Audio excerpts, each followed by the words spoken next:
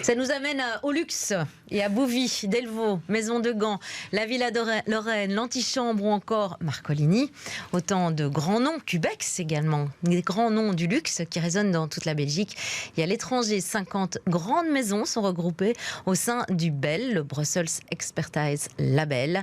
Elle dispose aujourd'hui d'une maison au Sablon. On avait envie évidemment de faire le point sur le secteur du luxe et nous avons avec nous en studio un des administrateurs du BEL, Xavier Debrecker. Bonjour. Bonjour. Vous faites partie donc de la maison Cubex. Oui. Ce week-end donc, c'est une exposition sous la loupe du BEL. Place Grand Sablon, lieu temporaire. Pourquoi c'était important d'avoir une telle maison qui a pignon sur rue pour exposer? En fait, on avait envie de remontrer après la période du Covid, si on est tous restés un peu calfeutrés. On avait envie de rassembler sous le même toit toutes les maisons d'expertise et de savoir-faire bruxellois. Alors en fait, d'ailleurs, au passage, j'ai dit expertise et savoir-faire parce qu'on a envie, et c'était le deuxième message qu'on voulait faire passer à cette occasion, on a envie en fait d'un petit peu redéfinir, en particulier par rapport à Bruxelles, ce qu'est le luxe. Et en fait, c'est pour ça qu'on a enlevé dans notre nom le côté exclusif. On estime qu'en fait, pour les jeunes générations, pour le futur, le luxe qui est exclusif, qui regarde de haut, qui a des relations asymétriques avec les gens, c'est un peu du passé.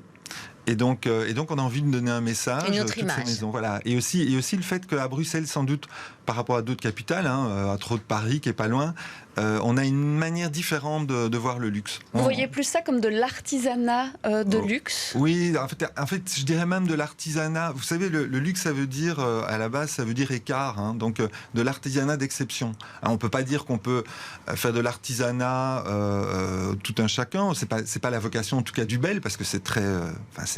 il y a même un label fédéral par rapport à l'artisanat, etc. Mais en fait de l'artisanat d'exception, ce qui fait l'écart par rapport à un objet, une pratique, un service qui serait ordinaire.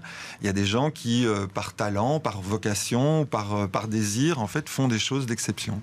Et qui peut rentrer dans ce cercle? Est-ce que c'est un cercle fermé, ouvert? Est-ce que tout le monde peut poser sa candidature? Absolument. Alors tout le monde peut poser sa candidature. Alors c'est pas un cercle fermé, loin de là. D'ailleurs, je vais y revenir après, mais on a justement, à cette occasion, on a décerné des prix, justement pour montrer qu'on s'ouvre et qu'on veut surtout pas rester des maisons ancestrales, immuables, il faut au moins avoir un siècle pour... Non, c'est pas du tout l'idée. En fait, il y a des conditions, entre autres, celle d'avoir un ancrage local. Si on s'appelle Brussels Expertise Label, mais c'est pas spécialement pour prendre des sociétés avec un capital étranger et des productions très très loin venant par container. Donc ça fait partie des critères. Il y a aussi des critères qu'on a rajoutés qui sont liés à la responsabilité sociale et environnementale, qui est de plus en plus important parce qu'on estime que faire beau c'est bien, mais il faut être beau. Enfin, en tout cas, le plus beau possible, parce que ça pourrait prêter à critique ce que je suis en train de dire, parce que on n'est pas tous, toutes les maisons, toutes les entreprises sont pas au même niveau de réflexion et de développement par rapport à ça. Mais par contre, quand on est dans une association, c'est normal en fait qu'on apporte cette vision en disant. Ça fait aussi partie, on parle pas que de la beauté de l'objet ou du luxe, etc., mais c'est aussi la beauté de la manière de faire. Alors évidemment, vous l'avez dit, vous avez remis donc des prix à des jeunes qui montent en tout cas, avec à chaque fois une valeur souvent une valeur éco-responsable. Mais le secteur du luxe, c'est quand même aussi un gros pourvoyeur d'emplois. On est à 5000 emplois directs et indirects. 1 milliard d'euros à peu près de chiffre d'affaires pour Bruxelles. Aujourd'hui, est-ce que vous connaissez aussi une forme de crise? Parce qu'on en parle tout le temps, tout le monde a un petit peu du mal évidemment à payer ses factures. Est-ce que votre secteur est également touché ou pas du tout? Non, c'est pas évident. C'est pas évident pour l'instant, la situation économique est difficile. Alors pourquoi est-ce que c'est difficile? Parce que en fait, il y a une partie dans le secteur en fait des biens d'exception et de luxe. En fait, il y a une partie des clients qui sont nationaux, mais il y a aussi des clients qui viennent et qui profitent d'un voyage à Bruxelles. Ils vont voir notre magnifique Grand Place. On espère qu'ils aillent voir encore tous les joyaux qu'on a dans notre ville, notre très belle ville et notre très belle région. Et puis en fait, ils en profitent aussi pour acheter des objets ou de se faire plaisir, et ainsi de suite. Alors, moi, je représente des cuisines. Dans mon chiffre d'affaires, c'est rare qu'il y ait des gens qui viennent de l'étranger qui repartent dans leur bagage avec une cuisine. C'est plus compliqué. Mais par contre, quand on fait du prêt-à-porter, quand on est tailleur, quand on fait des lunettes d'exception, tous des métiers qu'on a chez nous, et tout, eh bien, ça fait partie évidemment de l'objet, et on est impacté de ce point de vue-là. Donc oui.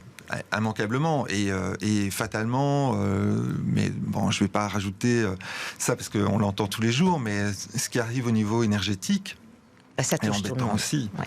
Oui, donc vous avez quand même... Entre autres, quand vous voyez, on a chez nous des restaurants étoilés. On parlait de... il est pas dans le bel Karen Torossian avec ses magnifiques desserts. C'est un restaurant formidable d'ailleurs.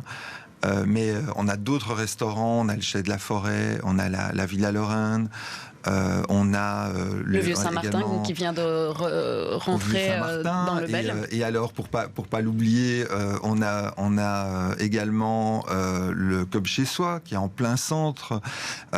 Tous ces restaurants, c'est très difficile aujourd'hui au niveau énergétique. En fait, c'est énorme la dépense énergétique dans le chiffre d'affaires d'un restaurant.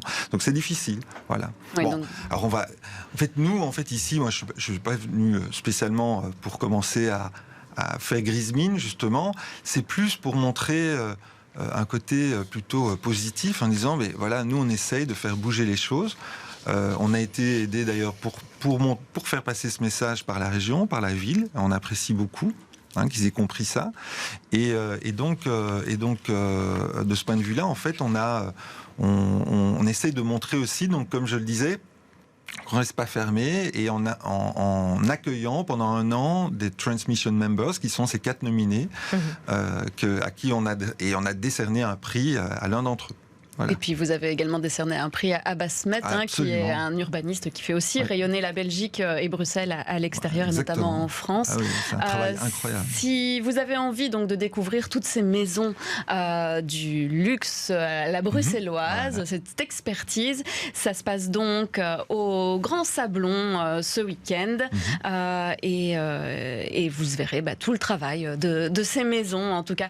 Merci beaucoup, Xavier de Broecker. Quelque chose, une seconde. Juste une toute petite, parce qu'on va devoir... Il y a aussi le Collège of Art and Design qui expose, on l'a donné l'occasion, et l'artiste qui a fait les prix au 3e étage. Donc il y a vraiment des choses à voir. Il y a des choses à voir, et puis aussi c'est les nocturnes du Sablon, on peut le rappeler également ce week-end. Merci beaucoup d'être venu pour nous faire un petit point sur le Bel. Merci.